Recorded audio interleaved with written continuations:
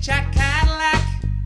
Chit-Chat-Cadillac. It's Ruse Chit-Chat-Cadillac. Love it so much you're winding back. It's Ruse Chit-Chat-Cadillac. They're doing some improv and having a chat. It's Ruse Chit-Chat-Cadillac. Yes, and it's starting right now. Sir, we have a Halwala here to see you agreed to introduce her podcast. Smithers, what is the meaning of this? Why, I'm going to give you the thrashing of a lifetime. What's the use? Welcome to Rue's Chit-Chat-Cadillac with your host, Rue Halwala. Thank you so much, Mr. Burns.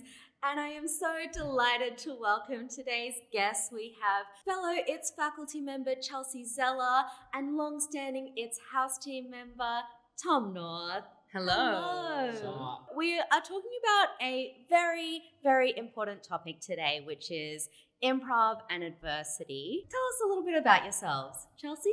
My background is that I'm an actor, and I've been doing improv for maybe 6 years now, maybe 7, longer, but I'm teaching as well. But last year, I was diagnosed with breast cancer, and so I went through 5 months of chemo and surgery and 2 months of radiation. So it was a very long slog, very long journey. But all throughout that time, I continued to teach improv and perform improv and tried to. There were times where I couldn't quite make it to the theatre, but it was important to me to kind of keep going during that time. Yes. That's me. And how about you, Tom? So I've been doing improv for 6 years now. And yeah, I'm in a wheelchair, which makes improv more interesting, I guess. I had my injury 13 years ago now. So I'm pretty comfortable in the wheelchair, but it's navigating the space and everything. Has been interesting, but there's been fun stuff out of it. Gorgeous. We have stepped outside of the Scary Strangers studio for the first time into Improv Theatre Sydney, which is one of the only accessible theatres in Sydney. Shout out to ITS for doing a great job. Now, before we do a big deep dive into this topic, let's do a little bit of prov. Whee! Mr. Burns, can we have a word of suggestion, please? Parchment.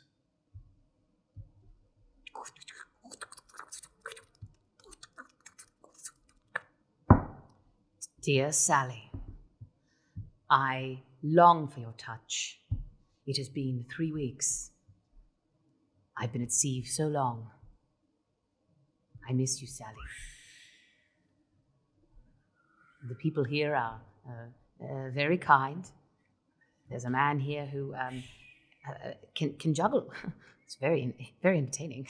Kill that seal!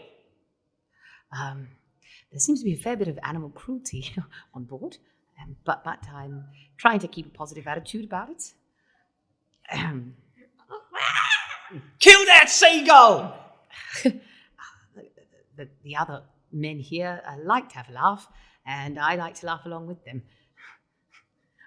But it can be hard sometimes. Ooh, a message in a bottle. Wonder. Wow, this is from 200 years ago. Wonder what this says. Oh, yeah.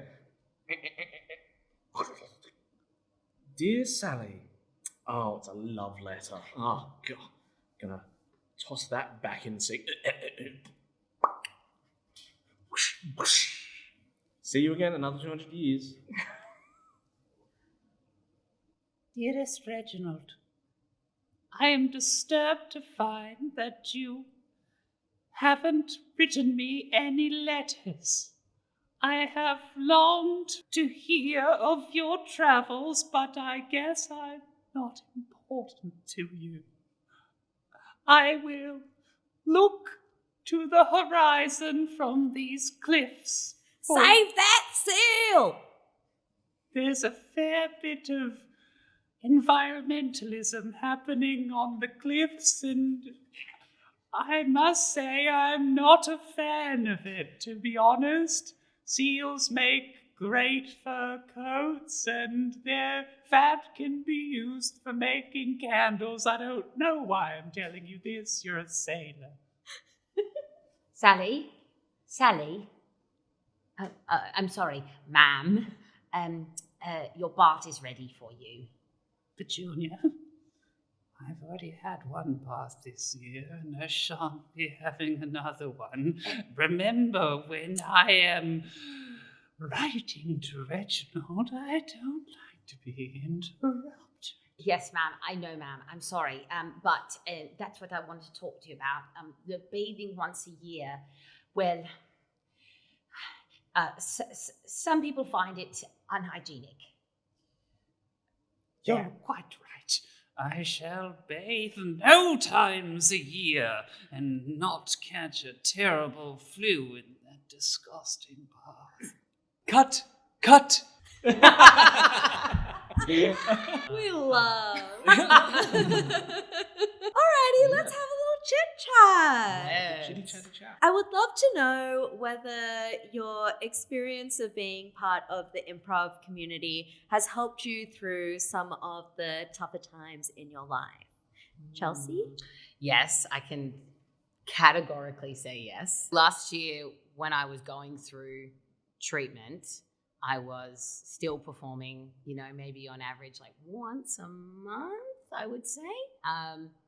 And even though I often felt like incredibly tired and, sometimes a bit unwell, it was the most myself that I had felt, being on stage and being connected to other improvisers and the audience. It was a great way to also get out of my own head and stop thinking about what I was going through. It was like a healthy distraction, and I threw myself into it, and I had no choice but to sort of be in the present moment. So yeah, it was really, really great for that, really powerful for that. I love that description of a healthy distraction. It's like, I think something that we underestimate the power of, but it's so important, especially when the mind dwells on everything that's going on. Totally. And it was nice to also feel like I'm not just going through cancer, like I was more than that, I am more than that. And so it wasn't defining me, I suppose, what I was going through at the time. And I still had a life, even though I wanted to shut the world off really and just be a recluse. It felt so much more important to actually be part of it. And it did take a bit of effort, but I felt like I still had my life continuing, that was really important. And how about you, Tom? For me, it's not related to the disability specifically. I've suffered moderate to severe depression my entire life. And so it's for much the same reasons of improv lets you shut off the critical parts of your brain for a little bit, and you can just enjoy connection and the joy of being in the moment, which can be very, very difficult if you've got any mental health issues. So what is it specifically about the improv community that helps to get out of your head and be in the moment and feel positive? I think part of it is that if you're not in the moment, then you're not really effectively doing improv. For me, that was part of the skill set of learning improv. It took me over a year to finally be on stage and get off a scene and be like, oh no, what was that? And then spiral. It was just no, that's it. I'm just doing the thing. It is what it is. Yeah. And it's just so freeing to just, all right, whatever. Yeah. Yeah, exactly. The stakes are actually so low. And and then that filters into other parts of your life too. You realize that, having a conversation with someone doesn't have to be, everything in that moment, and you don't overanalyze it as much, after it. It's really good for anxiety, working through that stuff. Oh, yeah. I'm so much better just talking to people than I was before I started doing improv. I can now just sit down and be like, okay, I can just talk to the person. It doesn't matter. Staying connected to the community was the most important thing. And I think it helped me get through the tough times. Like, it actually was the thing that helped me get through and staying connected to any sort of like normalcy. I think that became the new normal, not the, the feelings of being sick and tired and everything like that. If I had energy to just come to teach one class a week and to perform, every couple of weeks, and that was what I kind of kept as my schedule while everything else around me was kind of falling apart.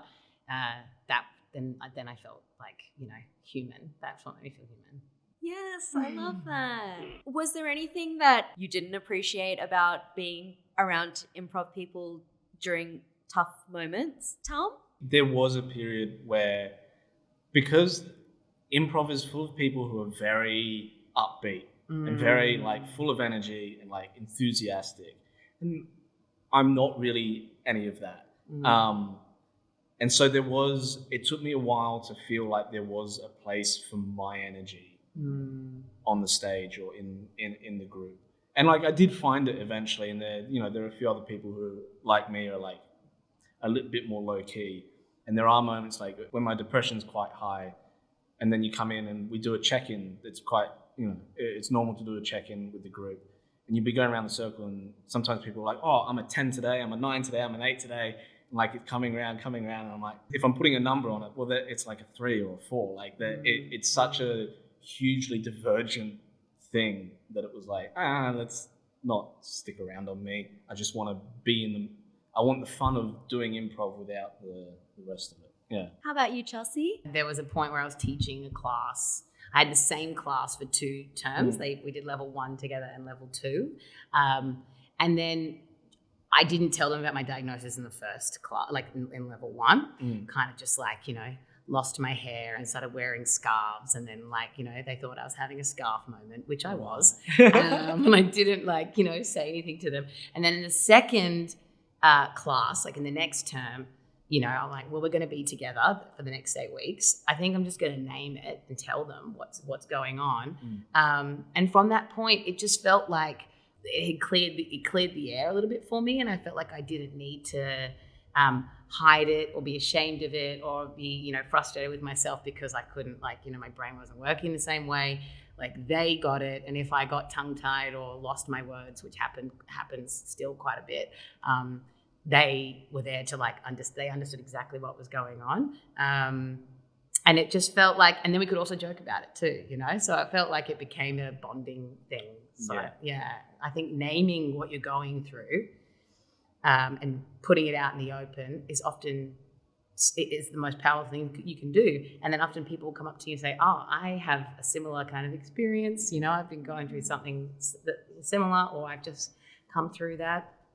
So yeah, it can really open up to connecting with people. I think sometimes we underestimate how people will respond to certain situations, but we often don't get the skills to talk about tough situations and stuff like that. What can we do more of to help open up those conversations? Most of the arts infrastructure in not just Sydney, but like in every city isn't accessible because arts don't get much funding.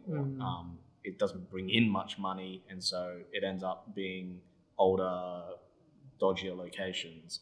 If you're producing those sort of shows, still try or like put it out there to include people who maybe don't obviously fit in that space, because they can work around it, because a lot of the time you have to work around it if you want to participate. Like if you love improv, well, most places aren't accessible. That's just the reality of it. And so I have to work around that. Some places are too hard, but it'll be my decision to make, Yeah. Definitely feel like we should be doing more to change that. Definitely. Yeah. It's even when you find a place with a lift, half the time it's not even working in Sydney. It's even the places that are trying aren't really. Well, yeah, because they've ticked the box of like, we've got a lift, but maintaining that lift is another thing entirely. But I had an experience with a show that was on a stage that did actually have a ramp access to it.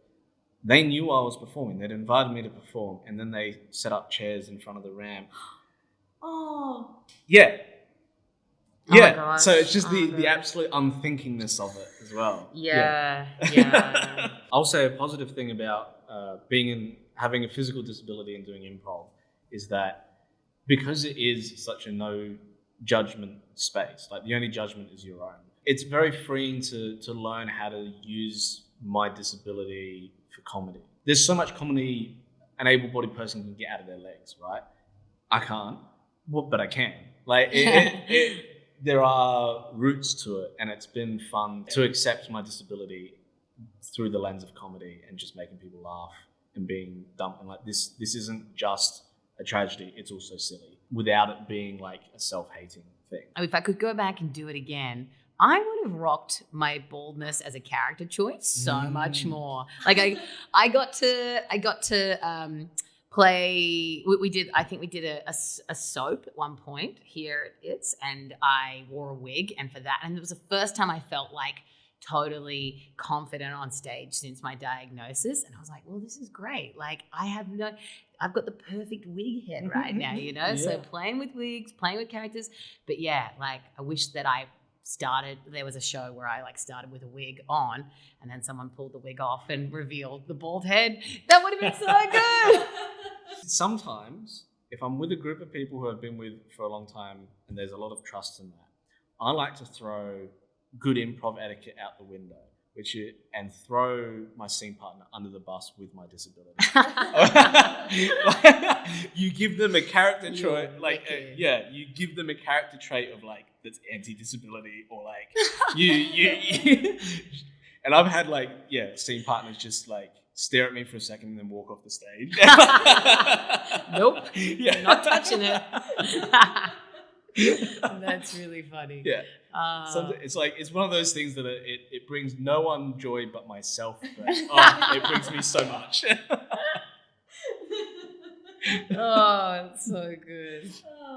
You got to have a sense of humor though, right? About like in life in general. Yeah. Well, remind me to if you throw me under the bus in a scene, I'm gonna go. I'll go there. Yeah. And then throw me under the bus with the cancer. New show idea. Ruin your scene partner's day. Stitch them up. Yeah.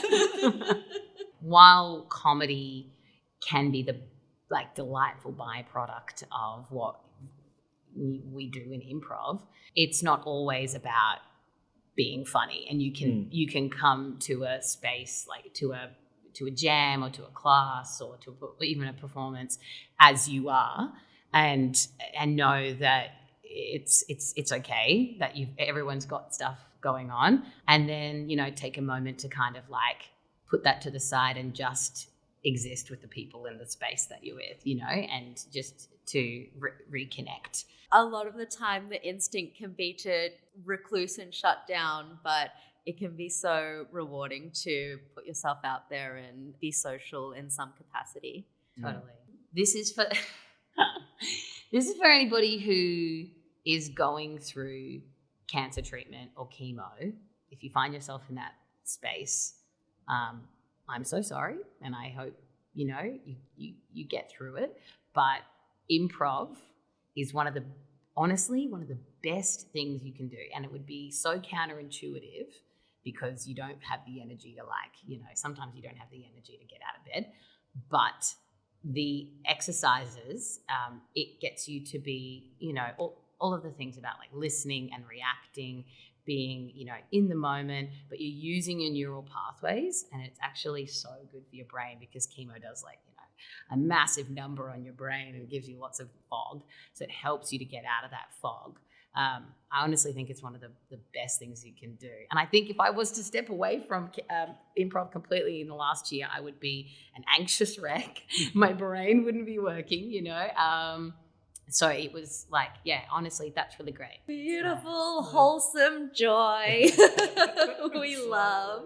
Thank you so much. This has been an absolute pleasure. Thank you. Now let's finish off with a little second beat of improv. Welcome to this week's Who Do You Think You Are? Now, Mary, we've traced your family line all the way back to the 1600s. So Mr. Reginald and Mr. Susie. Now, unfortunately, there is no written records of what their opinions are. All we know is your great-great-great-great-grandmother famously smelly? Is that right? Yeah. Well, that explains a lot, actually, Jim. I've been told I'm pretty smelly myself, so it's really good to know that it's in the family. Yeah. Yes, I am wearing a peg on my nose, not for fashion reasons. Good one. Not joking. What about my great grandfather? What was he into? I bet he was a real animal lover. Oh yeah. Well, his last recorded adventure was known for the extinction of the fur-blubbered seal. Oh. Yes. Oh. Wow. Well, that's a lot to take in. Yes. Smelly animal haters. That's your family lineage. Okay. All right. Well, sorry. Can we do a commercial break? This is a lot. That's actually really a lot. This year's best product, it's seal blubber soap. I rub it on my body every day to keep me warm in the shower. Yeah.